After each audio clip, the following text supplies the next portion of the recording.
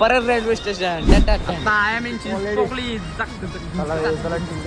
आता आम्ही आगमन कुठे आहे तो ठिकाण शोधत आहे. अर्धा तास झालोय शोधतोय. यांना वेळ नाही भेटत. आसपास जवळ आलेलो आम्ही बघू शकता. होतं सही आया मी काय जाऊनच देत नाही. घालतो सुट्टी करायला नसतो.